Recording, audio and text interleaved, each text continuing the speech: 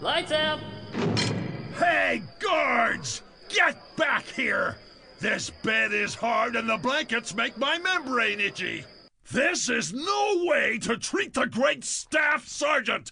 Corporal, how long have we been rotting away in this cell? 10 minutes, sir. Outrageous! This never would have happened if it weren't for those PDI agents. I remember it like it was yesterday. It was yesterday, sir. Quiet!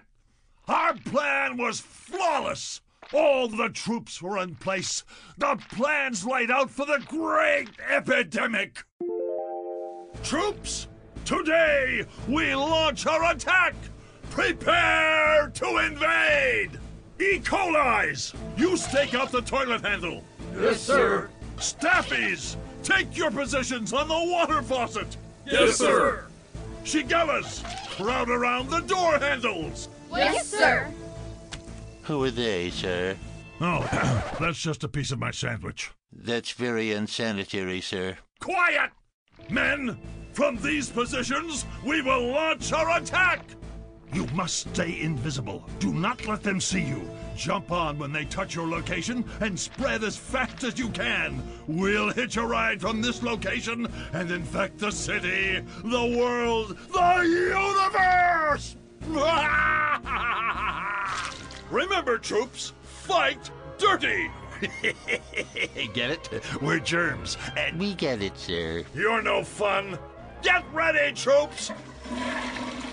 Yes! He touched the handle, and our troops climbed on board! To the faucet! Excellent! Our germs will be everywhere! Wait! He's using the soap! It's too powerful! Corporal, if he washes his hands with that stuff for 20 seconds, we'll lose the whole platoon! Oh, the germanity!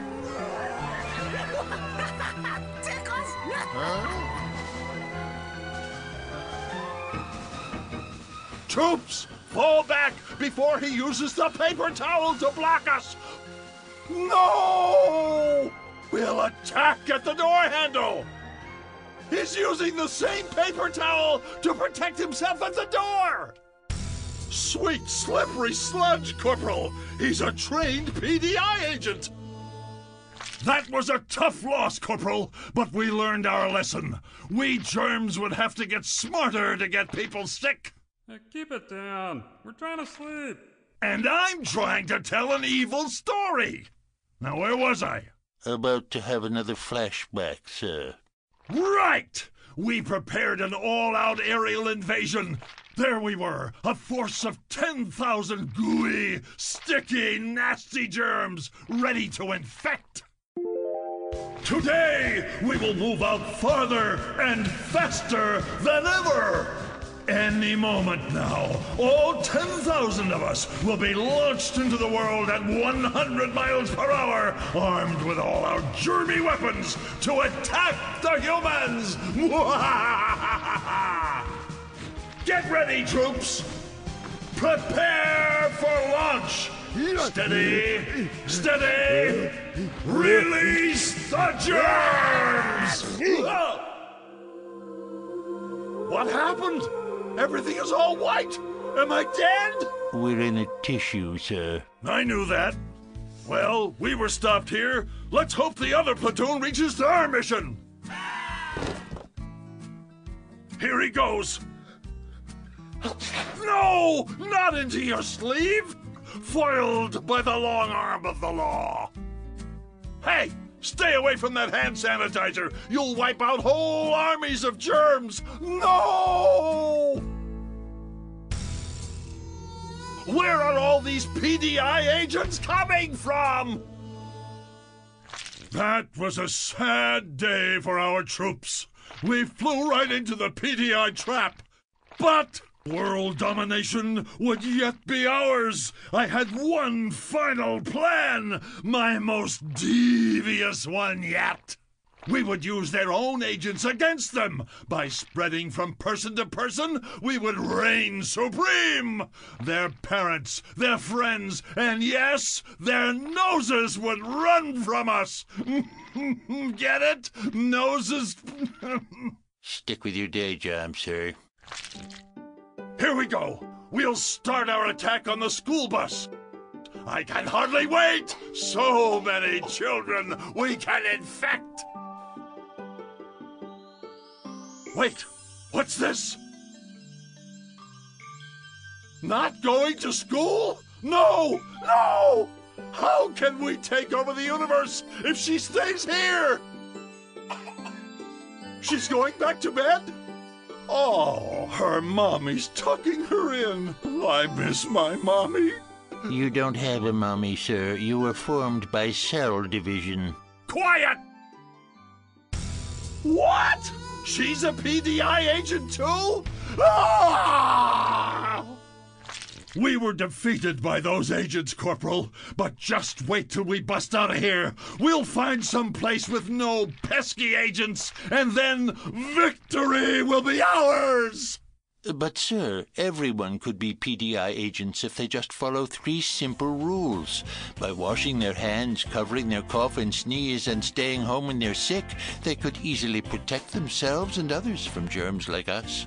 Oh, why are you even with me, Corporal? I like your enthusiasm. Would you say it's infectious? No.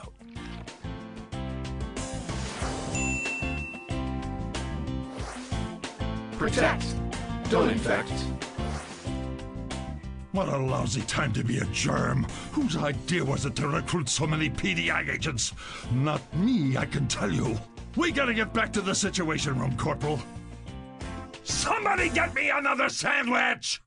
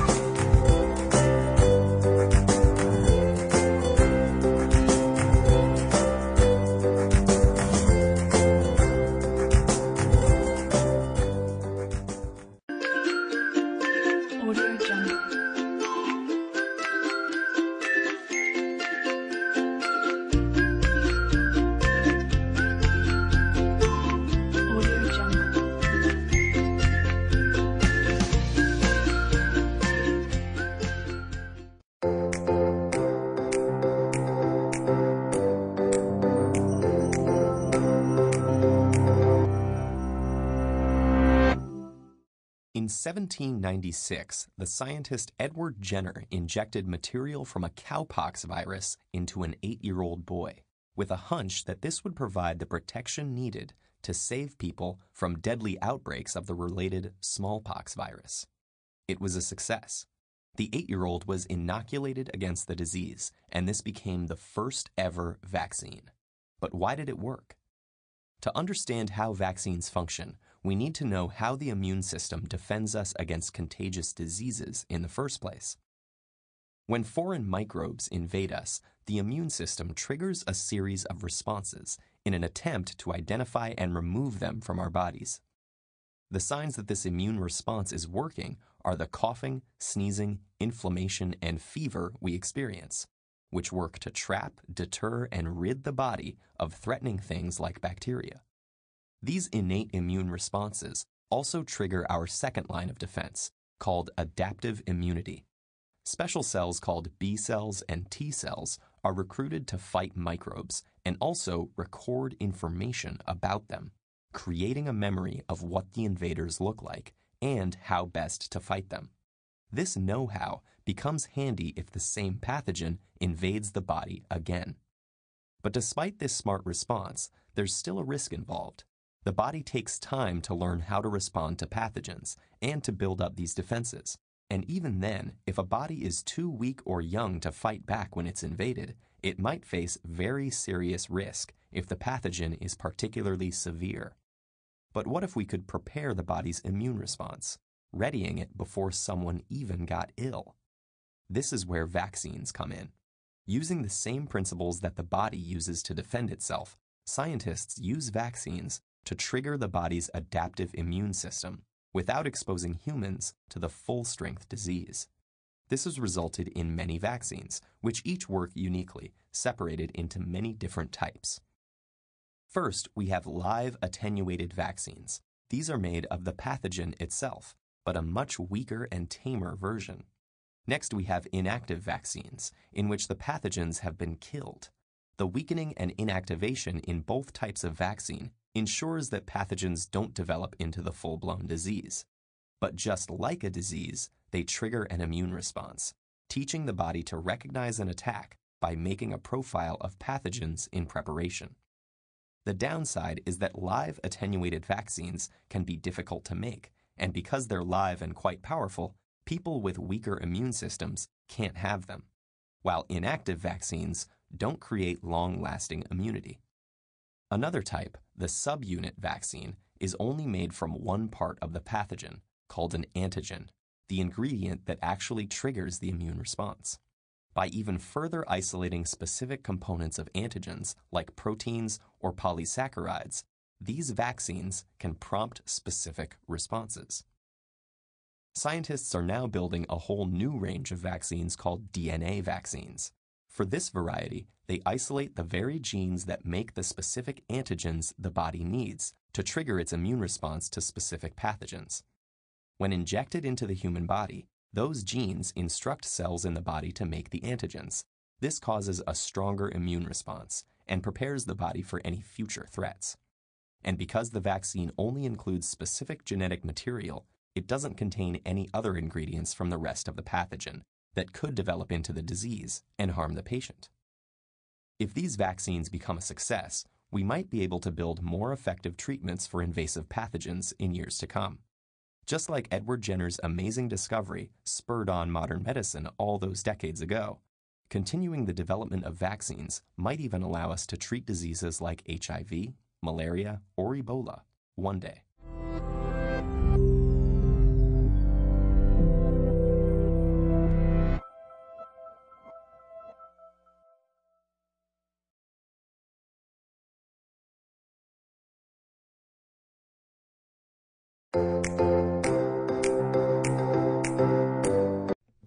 I really wanna immunize so frickin' bad.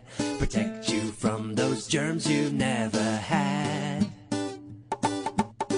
Don't want you to catch the mumps, meningitis too, pertussis, hepatitis, or the flu. But everywhere I turn my eyes, the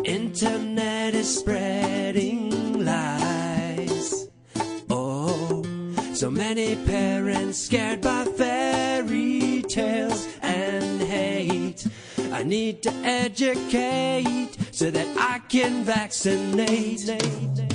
Yo, lots of parents scared by the myth. They're peeing in their underwear. Shots ain't needed, sucker scoff. Now they kids get whooping cough. Disposal Wakefield said shots make you autistic, but the fool was paid by lawyers just to check the statistics. And now the public's understanding's unrealistic. These lies on the internet make me go ballistic. Like aluminum and vaccinations, folks say, oh no, but you get more in your diet just from eating some ho-ho. Suckers think they're catching flu from the flu shot, but the shot stops flu. That's a cold that you caught, fool. Keep claiming that vaccine and not disease makes you illest, like Gary Coleman said. What you talking about, Willis? But everywhere I turn my eyes, yo, what you see, what you see? Some so-called experts spreading lies. You don't know who to believe.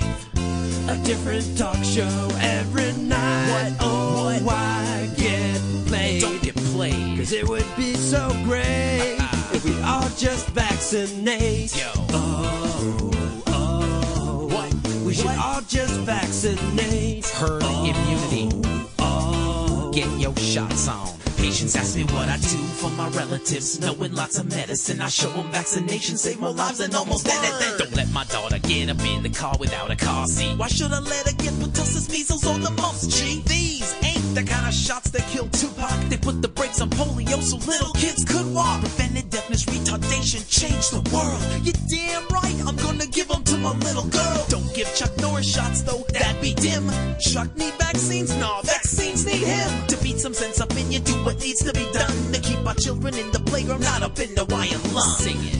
I really wanna immunize so freaking bad. Dr. Harry. Protect you from those germs you've never had. Z-Dog MD.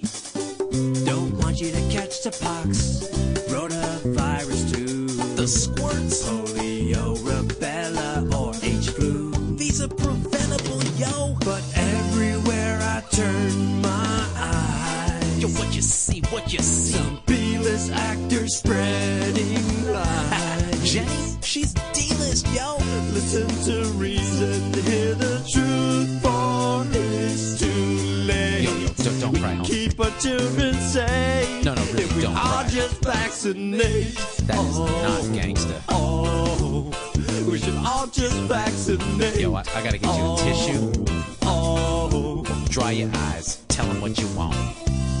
I really wanna immunize so freaking bad.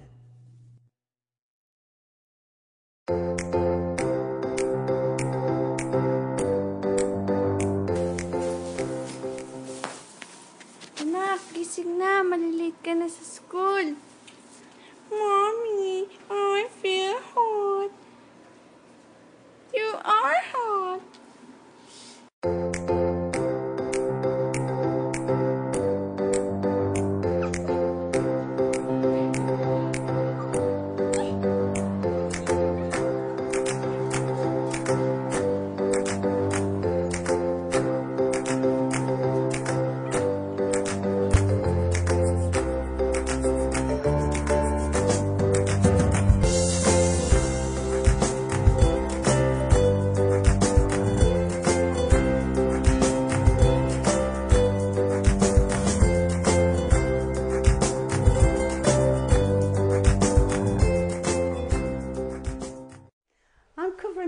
With a cream that glows under ultraviolet light. This represents the bacteria that is normally on your hands. If I then quickly wash my hands,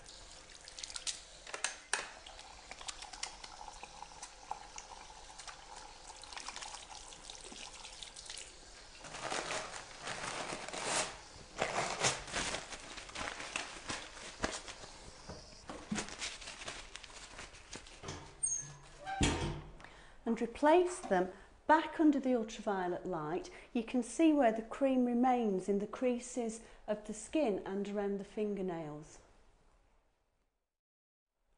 By pressing fingertips on the agar plate, some of the bacteria on the hand are transferred onto the jelly. The agar plate is incubated overnight, and this is the result the next morning. Each little white dot is the result of one bacterial cell from the hand multiplying millions of times overnight. Your clothing, jewellery and watches carry bacteria, so they mustn't come into contact with patients. Before you clean your hands, roll up your sleeves, tuck in your tie if you have one, take off your wristwatch and any rings with stones or ridges on them. Only smooth wedding rings like this one are acceptable, but you still need to clean under and around them. To squirt some alcohol hand rub into the palm of one hand, rub the fingertips and the fingernails into it, spread it into the palm of the other hand and do the same with the fingertips and the fingernails. Make sure that all surfaces of the hands are covered, the outside of the thumbs, and keep rubbing until the alcohol hand rub has dried. The amount of rub that you use depends on the size of your hands and the brand of alcohol. Put the rub into the palm of one hand. As you spread it across the palm with your fingertips, you're starting to decontaminate both the palm and your fingertips. Pass some onto the other palm and spread it with the other fingertips. Now work on the back of both hands and in between your fingers. If you are wearing a wedding ring, make sure that you clean around and under the ring. The idea is to cover all the surfaces of both hands up to the wrists and keep rubbing until the alcohol dries. Wet your hands using warm but not hot water. Use about a teaspoon of soap, covering the palms, working in between the fingers. Again, on the backs of the hands, in between the fingers. Interlock the fingers so that the fingernails are cleaned. Cover the outside of the thumbs and up to the wrists. This should take about 15 seconds or 2 to 3 verses of Happy Birthday to You. Rinse well and dry the hands thoroughly.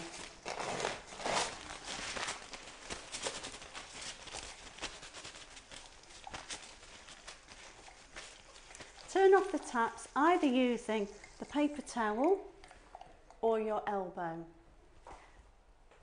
Avoid a common mistake. Make sure that you open the bin with your foot, not with your hands. It's important to wet your hands with comfortably warm water before you put the soap on. This stops the soap drying out your hands. Use about 1 teaspoon's worth of soap. Rub the palms together to make sure they're completely covered with soap up to the wrists. Then rub between the fingers. Now use your palms on the backs of the hands and again between the fingers. Next, to clean the fingertips and nails, interlock the fingers and ripple them like this and rotate them against each other. Finally, rub around the outside of each thumb. The whole process should take about 15 seconds. Rinse off all the soap with water and dry your hands carefully with a paper towel. Dry the palms and backs of your hands to help remove any remaining bacteria. Work the towel between the fingers and underneath and around your nails. Use the towel or your elbow to turn off the tap. Open the pedal bin with your foot to dispose of the towel.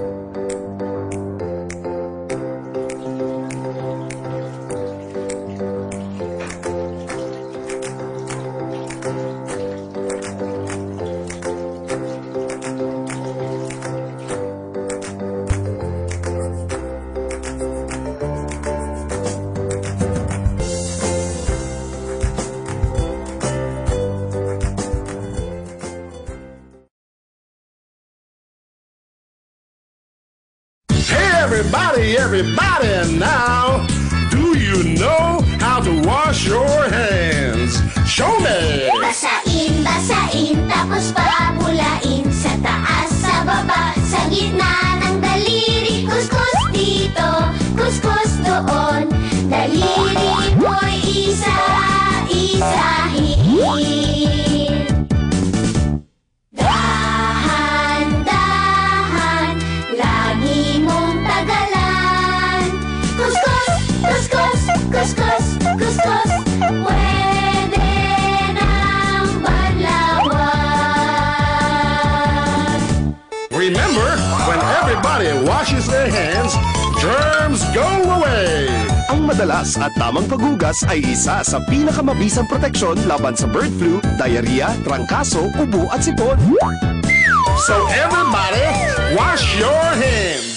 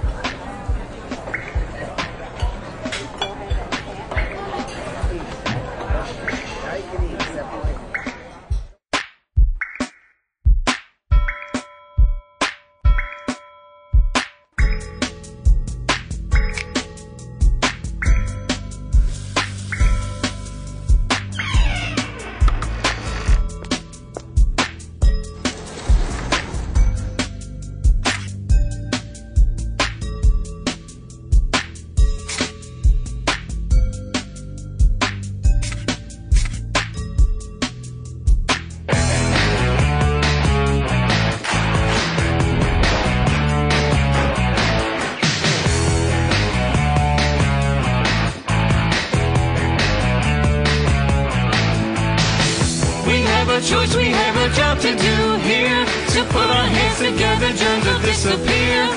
The soap is at your fingertips, the rules are pretty clear. So wash them, just wash them. Your patients want to see it, but they're scared to ask. Before you touch your patients, you must do this one task. You wanna be clean, better do what you can. So wash them. For clean and safer hands, just wash them, wash them. We can all be a lot cleaner, keeping us healthy. This is our fight. It's all up to us. We can do right. Just wash them. Just wash them. Going out, coming in, you move from to room. Let them see you wash it. It'll make them feel good. Only seconds to protect those who look to you. So wash them. Just wash them. You have to show them that you really do care. Their safety's in your hands, cleaner's only fair. They trust you when they need you, but Johns don't really care. So wash them. For clean and safer hands, just wash them. Wash them. We can all be a lot cleaner, keeping us healthy. This is our fight. It's all up to us. We can do right. Just wash them, wash them. We can all be a lot cleaner, keeping us healthy. This is our fight. It's all up to us. We can do right. Just wash them, wash them, wash them.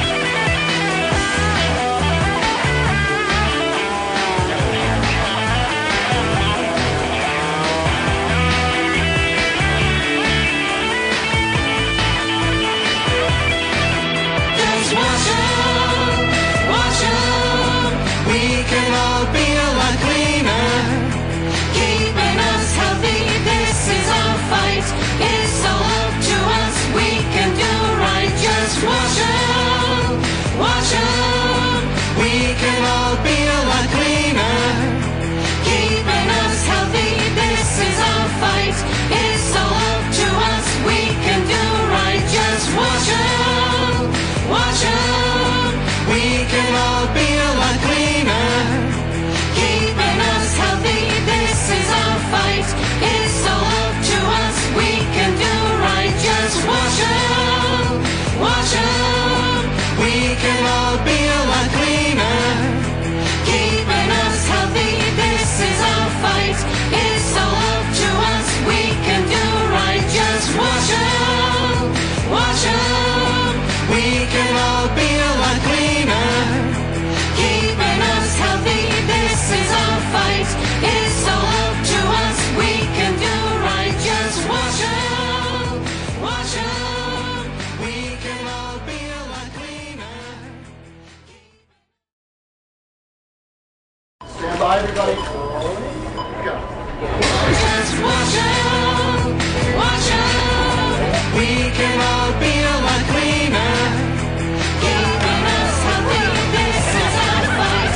It's all up to us, we can do right. Just wash up, wash up, wash up. I've been the first one to mess up.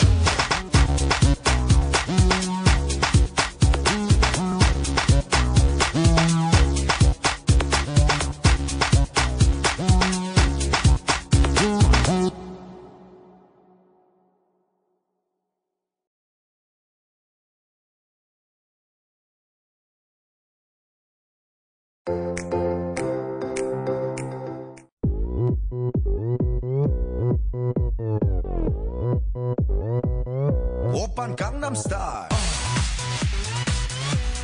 강남스타일 오빤 강남스타일 에이 섹시 레이디 오빤 강남스타일 에이 섹시 레이디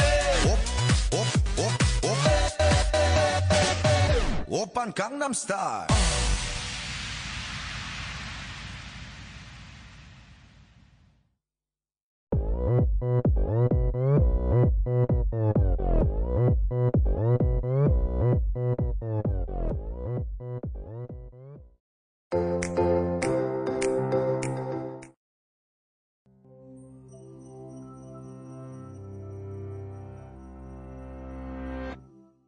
The sun is shining.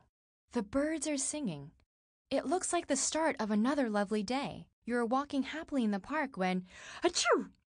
A passing stranger has expelled mucus and saliva from their mouth and nose. You can feel the droplets of moisture land on your skin, but what you can't feel are the thousands or even millions of microscopic germs that have covertly traveled through the air and onto your clothing, hands, and face. As gross as this scenario sounds, it's actually very common for our bodies to be exposed to disease-causing germs. And most of the time, it's not nearly as obvious. Germs are found on almost every surface we come into contact with. When we talk about germs, we're actually referring to many different kinds of microscopic organisms, including bacteria, fungi, protozoa, and viruses. But what our germs all have in common is the ability to interact with our bodies and change how we feel and function. Scientists who study infectious diseases have wondered for decades why it is that some of these germs are relatively harmless, while others cause devastating effects and can sometimes be fatal. We still haven't solved the entire puzzle, but what we do know is that the harmfulness or virulence of a germ is a result of evolution. How can it be that the same evolutionary process can produce germs that cause very different levels of harm? The answer starts to become clear if we think about a germ's mode of transmission, which is the strategy it uses to get from one host to the next. A common mode of transmission occurs through the air, like the sneeze you just witnessed. And one germ that uses this method is the rhinovirus, which replicates in our upper airways and is responsible for up to half of all common colds. Now imagine that after the sneeze, one of 3 hypothetical varieties of rhinovirus, let's call them too much, too little, and just right, has been lucky enough to land on you. These viruses are hardwired to replicate, but because of genetic differences, they will do so at different rates. Too much multiplies very often, making it very successful in the short run. However, this success comes at a cost to you, the host. A quickly replicating virus can cause more damage to your body, making cold symptoms more severe. If you're too sick to leave your home, you don't give the virus any opportunities to jump to a new host. And if the disease should kill you, the virus's own life cycle will end along with yours. Too little, on the other hand, multiplies rarely and causes you little harm in the process. Although this leaves you healthy enough to interact with other potential hosts, the lack of symptoms means you may not sneeze at all. Or if you do, there may be too few viruses in your mucus to infect anyone else. Meanwhile, just right has been replicating quickly enough to ensure that you're carrying sufficient amounts of the virus to spread, but not so often that you are too sick to get out of bed. And in the end, it's the one that will be most successful at transmitting itself to new hosts and giving rise to the next generation. This describes what scientists call trade-off hypothesis. First developed in the early 1980s, it predicts that germs will evolve to maximize their overall success by achieving a balance between replicating within a host, which causes virulence, and transmission to a new host. In the case of the rhinovirus, the hypothesis predicts that its evolution will favor less virulent forms because it relies on close contact to get to its next victim. For the rhinovirus, a mobile host is a good host, and indeed, that is what we see. While most people experience a runny nose, coughing, and sneezing, the common cold is generally mild and only lasts about a week. It would be great if the story ended there, but germs use many other modes of transmission. For example, the malaria parasite, Plasmodium, is transmitted by mosquitoes. Unlike the rhinovirus, it doesn't need us to be up and about, and may even benefit from harming us since a sick and immobile person is easier for mosquitoes to bite. We would expect germs that depend less on host mobility, like those transmitted by insects, water, or food, to cause more severe symptoms. So, what can we do to reduce the harmfulness of infectious diseases? Evolutionary biologist Dr. Paul Ewald has suggested that we can actually direct their evolution through simple disease control methods. By mosquito-proofing houses, establishing clean water systems, or staying home when we get a cold, we can obstruct the transmission strategies of harmful germs while creating a greater dependence on host mobility. So, while traditional methods of trying to eradicate germs may only breed stronger ones in the long run, this innovative approach of encouraging them to evolve milder forms could be a win-win situation. Well, for the most part.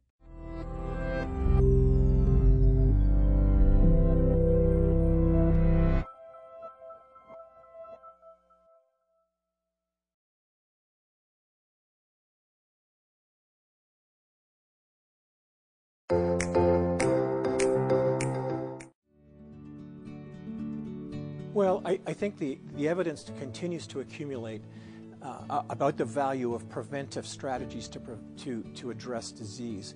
And I think as our healthcare costs become an almost unsustainable burden, there's going to be a greater emphasis on prevention. Heart Institute is exercising very distinct leadership in this area and is being innovative, I like to think very imaginative, in terms of the way in which we are seeking to prevent disease from ever starting, but also to make sure that those individuals who have disease can come to a facility like this or derive the benefit of programs that are delivered in an environment like this and dramatically minimize the likelihood of their having further problems in the future. Prevention is where it's at, prevention is where it's going to be, and prevention is going to loom ever larger in the public consciousness. And it's been a long time coming.